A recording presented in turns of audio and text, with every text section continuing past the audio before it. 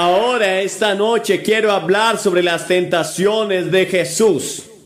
Quiero que vayan conmigo al 4º capítulo del libro de Mateo. Y comenzaremos con el primer verso, estas palabras de las que quiero hablar, las tentaciones de Jesús esta noche. Entonces Jesús fue llevado por el Espíritu al desierto para ser tentado por el diablo. Y cuando ayunó 40 días y 40 noches tenía hambre. Y cuando el tentador vino a él, le dijo: ya que tú eres el Hijo de Dios, manda que estas piedras se conviertan en pan. Pero Jesús respondió y dijo: está escrito que el hombre no vivirá solo de pan, sino de toda palabra que sale de la boca de Dios. Entonces el diablo lo llevó a la santa ciudad y lo puso sobre el pináculo del templo y le dijo: ya que tú eres el Hijo de Dios, tírate abajo, porque está escrito que Él mandará a sus ángeles acerca de ti, y en sus manos te llevarán para que tu pie no tropiece sobre piedra. Jesús le dijo: está escrito, no tentarás al Señor tu Dios. Entonces el diablo lo subió a un monte muy alto y le mostró todos los reinos del mundo y la gloria de ellos. Y le dijo: todas estas cosas te daré si te postras y me adoras.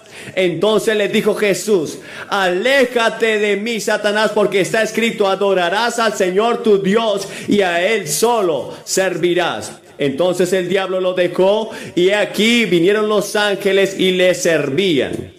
Sí, Jesucristo fue tentado.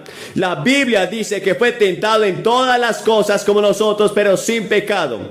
Él es el único en la historia del mundo, incluyendo a Adán y a Eva, que alguna vez resistió al diablo completa y enteramente. Él era el Señor Jesucristo.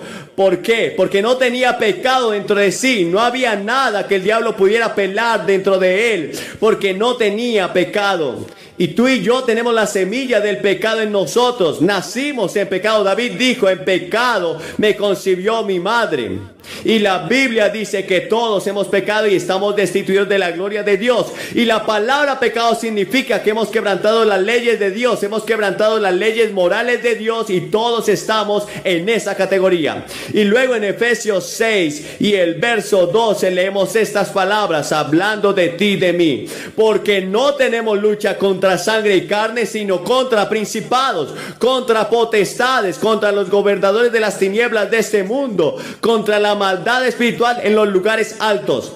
Ahora, gran parte del Nuevo Testamento tiene que ver con la guerra espiritual, y nadie está exento de este conflicto. Dios no tiene lugar para un pacifismo espiritual, porque la Biblia enseña que la vida cristiana no es un patio de recreo religioso, no es un campo deportivo. La palabra contra que se destaca 5 veces en Efesios capítulo 6 se nos dice que no es una lucha contra sangre y carne, sino contra 4 cosas: principados, potestades, gobernadores del mundo, huestes espirituales de maldad.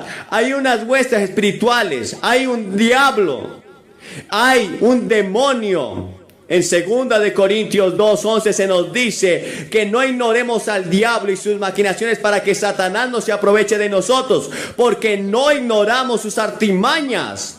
Debemos conocer al enemigo. En 1 Pedro 5:8 la Biblia dice que seamos sobrios y estemos atentos, porque el adversario, el diablo, como león rugiente, anda alrededor buscando a quien devorar. El diablo anda buscando a quien devorar. Ahora, algunos de los nombres que se le dan a Satanás: el diablo es el tentador, por supuesto. Satanás es el engañador, un mentiroso, un asesino, un acusador, el príncipe y el poder del aire. Es el príncipe de este mundo, es el Dios de esta era, es el destructor, el maligno, Belcebú. Todos estos nombres son dados a una persona que llamamos Satanás. Ahora, la Biblia dice de sus artimañas y trampas. La Biblia advierte que engaña y seduce, se opone, resiste y engaña y siembra cizaña y dolor y estorba, bofetea, tienta y persigue y blasfema. Ahora la gente tiene una caricatura del diablo establecido por las obras de Dante y Milton. Esta es una poesía maravillosa, pero es teológicamente falsa. Esa no es la imagen del diablo en la Biblia. Satanás no tiene cuernos, no tiene aros, no tiene una cola con púas. Ahora el diablo intenta todo esto para hacernos pensar que él está en el infierno, pero él nunca ha estado allí. Y cuando llega al infierno, no será el jefe, sino la principal víctima del infierno. Se le llama el Dios de esta era, el príncipe de este mundo y el príncipe del aire. En Mateo 25:41 habla de sus ángeles. Mucha gente pregunta, ¿de dónde salió Satanás? Según Isaías 14, aparentemente se rebeló contra Dios. Él era la más grande y la más hermosa de todas las criaturas creadas por Dios. Y por alguna razón misteriosa, desconocida, allá por ese entonces se rebeló, lideró una revuelta contra Dios. Y fue arrojado del cielo y aterrizó en este planeta. Y ha estado luchando contra los propósitos de Dios desde entonces. Y uno de los propósitos de Dios para Satanás es probar este planeta si las personas amarán a Dios o no lo van a amar. Si obedecerán a Dios o van a obedecer al diablo. Y él ha estado activo tratando de ganar este planeta y ganar a la gente que Dios puso en él. Aquí no entiendo todo lo que el apóstol Pablo llama el misterio de la iniquidad. Hay muchas cosas al respecto que no podemos explicar y no voy a tratar de explicarlas. Pero Cristo estuvo sujeto a las tentaciones del diablo. En Hebreos 4:15 dice que fue tentado en todo como nosotros, todo pero sin pecado. Y en Hebreos 2:18 dice que él mismo padeció siendo tentado y es poderoso para socorrer a los que son tentados. Ahora estudiemos y veamos cómo Jesús enfrentó la tentación del diablo, como un modelo para nosotros también, cómo podemos enfrentar las tentaciones de Satanás. Jesús fue guiado por el Espíritu Santo. Después de su bautismo, él fue guiado hacia el desierto, a un área entre Jerusalén y el Mar Muerto, en un lugar salvaje. Y estaba allí Jesús, y era terrible ese desierto, 40 días y 40 noches. No tenía nada para comer. Jesús estaba orando y era obediente a la voluntad de Dios y estaba lleno del Espíritu Santo y pasaba un tiempo en oración, tenía un conocimiento total de las Escrituras. Y en ese momento, cuando estaba hambriento y cansado del sol, del calor y de todo el desierto, vino el tentador. No tenía compañero humano, Jesús estaba solo en ese desierto. No podía compartirlo con otros, sus conflictos. Tú puedes marchar hombro a hombro con las personas en todas las cosas, pero cuando llega la tentación tendrás que enfrentarla tú solo. Hay 3 tentaciones y el diablo siempre usa las mismas 3 tentaciones. Las usó con Jesús, las usó con Adán y Eva en el jardín del Edén y las usará contigo. La misma forma, de la misma manera, nunca varían, son las mismas cosas. Primero es la lujuria de la carne, segundo la lujuria del ojo y tercero es la vanagloria de la vida. Ahora, la primera vez que vino a Jesús para tentarlo, lo tentó a convertir las piedras en pan. Apeló a su apetito físico. Esta era la lujuria de la carne. Ahora Jesús tenía hambre al cabo de 40 días. Y el diablo sabe cuándo venir. Llegará el momento oportuno para esa tentación. Y las cosas más fuertes, los instintos más fuertes, es el hambre y la sed para un ser humano. Y muchas personas se desharán de todos sus refinamientos de civilización, como las madres de Sumeria en el Antiguo Testamento devoraron, se comieron a sus propios hijos cuando tenían hambre.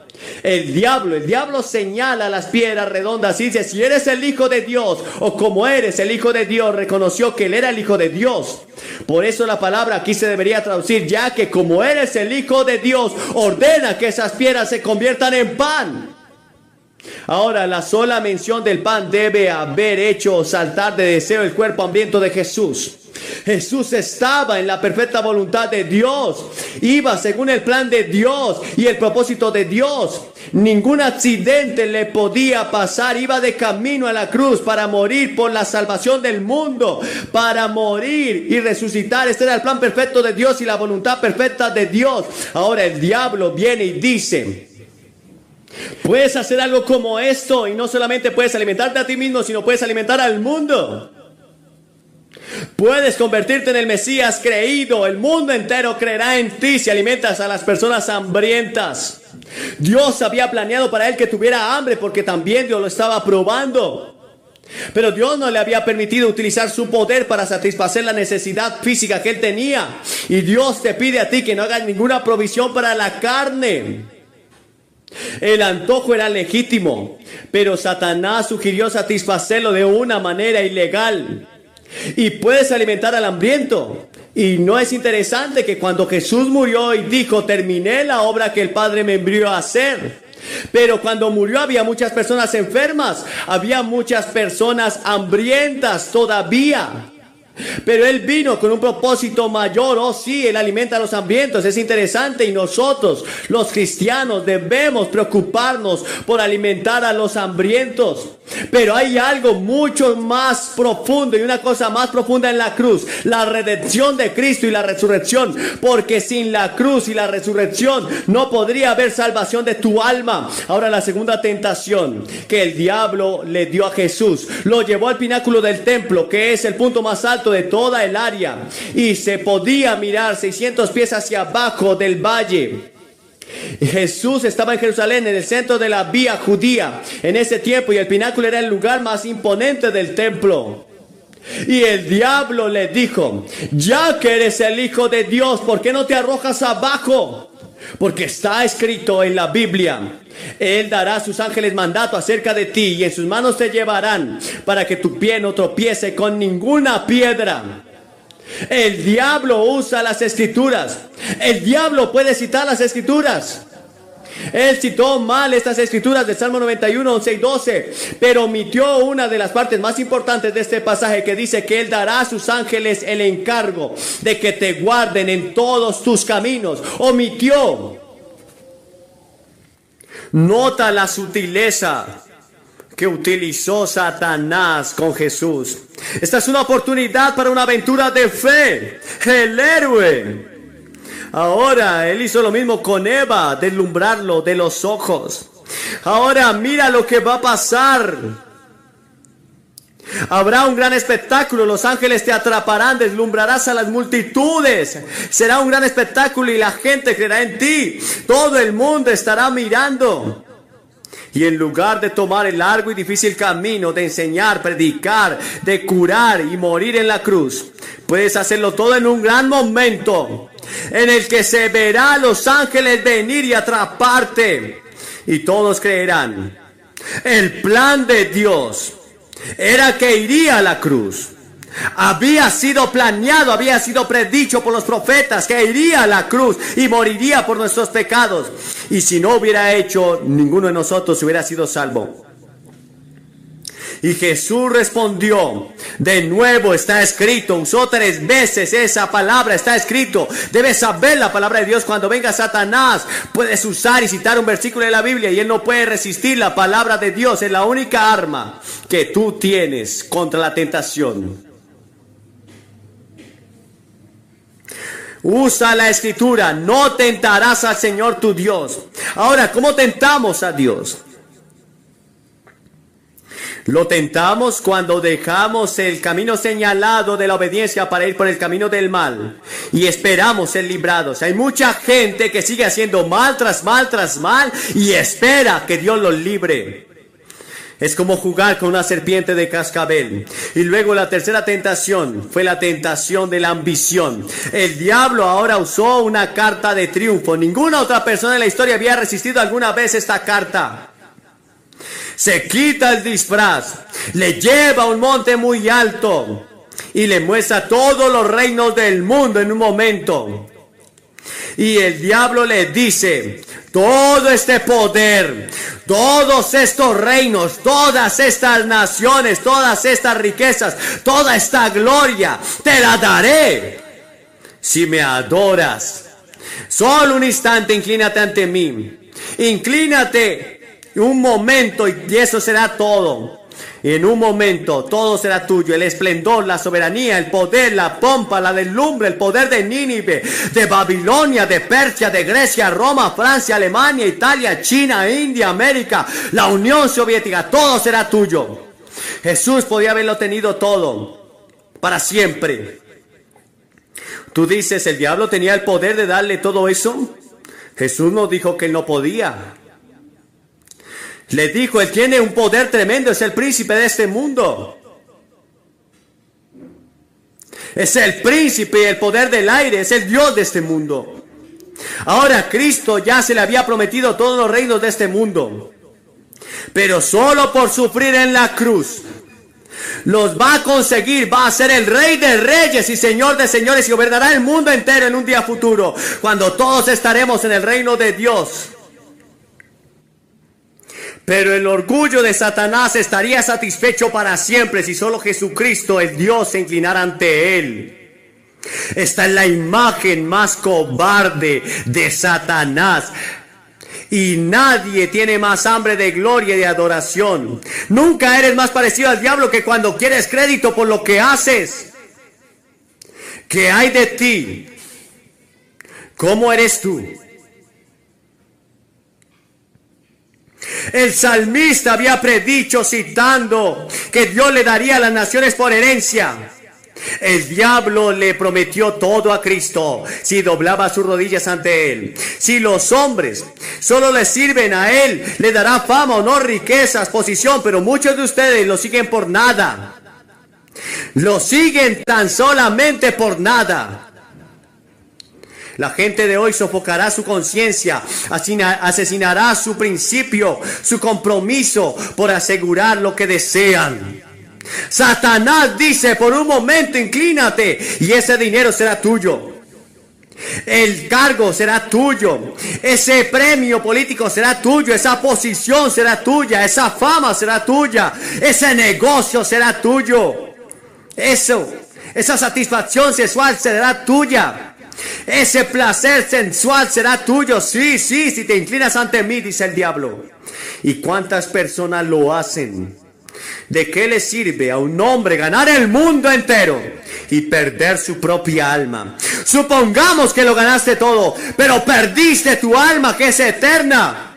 En un momento, el mundo has perdido. Ahora, ¿cómo tuvo Cristo la victoria? Resumamos un momento porque te ayudará cuando tengas que enfrentarte al tentador, cuando vayas a casa esta noche o mañana, en la oficina o en la escuela o donde sea que estés. La tentación de hacer trampa, la tentación de tomar una droga, la tentación de tomar un atajo que está al mal, la tentación de decir una mentira. Primero, es por obediencia a la voluntad de Dios. Solo dice, Señor, quiero obedecerte, pero necesito tu ayuda. Porque ninguno de nosotros puede vivir la vida cristiana solo, simplemente no podemos hacerlo. Es el Espíritu Santo que Él te va a dar la ayuda para vivir a ti, a través de ti. No puedo vivir la vida cristiana sin el Espíritu Santo, debe vivirla a través de mí.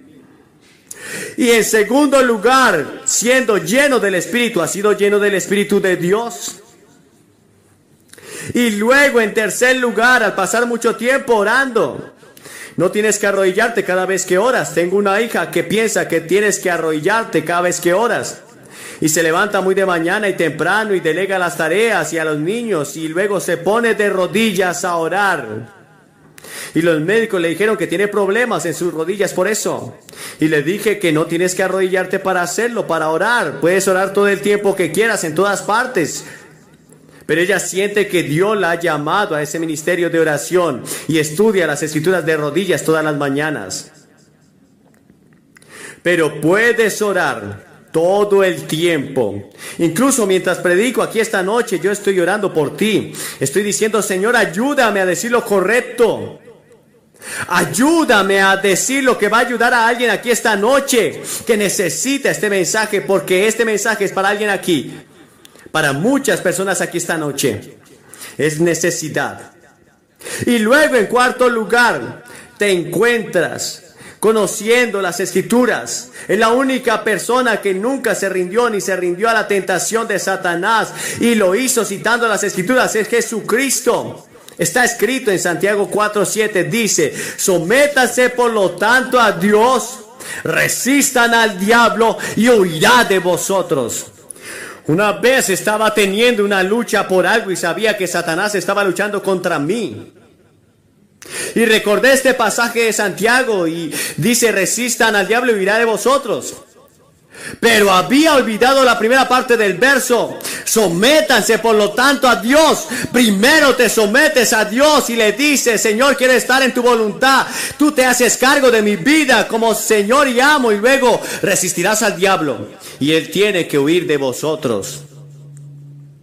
Podrás vencerlo. Y luego en Apocalipsis 12:11 dice: por la sangre del Cordero y por la palabra de su testimonio vencieron al acusador. Y en Primera de Pedro 5 dice: sean sobrios y velad, porque vuestro adversario el diablo, como león rugiente, anda alrededor buscando a quien devorar, al cual resisten firmes en la fe. ¿Le estás resistiendo? ¿Te estás sometiendo a Dios? Tienes que conocer realmente a Cristo. En un mundo en el que la religión dominante es ahora el secularismo, el estilo de vida es el materialismo, necesitamos atender a la palabra de Dios para saber cómo citarla y aplicarla correctamente. Dios nos llama a un lugar donde nos quedemos solos como cristianos y vivamos de esa manera. Es un llamado a la vida en sociedad, es vivir a Cristo en la vida, donde el lugar donde estemos debemos mantener la creencia en el comportamiento. Debemos relacionarnos en la salvación y en la ética personal de Cristo. Debes recibir a Cristo en tu corazón. Debes vivir en tu corazón y entonces sales y lo aplicas en el mundo en que vives, en cada grupo, con las personas que te están rodeando. ¿Realmente conoces a Cristo? Tú mismo dices: Billy, hay veces que yo creo que sí y hay veces que no estoy seguro.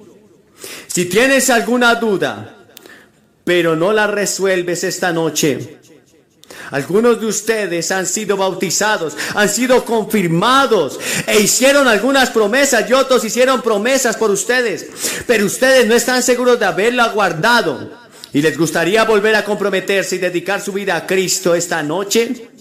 Hay otros de ustedes que simplemente no están seguros de haberlo recibido antes realmente en su corazón, pero quieren hacer y quieren estar seguros de que todos están perdonados de sus pecados y vas a ir al cielo, que si mueres irás al cielo. Esta noche te voy a pedir que te levantes de tu asiento y vengas y te pares frente a esta plataforma. Cientos de personas ya lo han hecho en otros lugares. Y después de que todos hayan venido, les voy a dar una palabra y oraré con ustedes y les daré literatura para ayudarlos a ser un cristiano. Si estás con amigos o familiares, te van a esperar. Si estás en un autobús, te esperarán. Solo tendremos un momento. ¿Por qué es importante dar un paso al frente públicamente? Porque Jesucristo llamó a la gente en el Nuevo Testamento públicamente. No puedes avergonzarte de Cristo porque Él no te avergüenza. Él no se avergüenza de ti.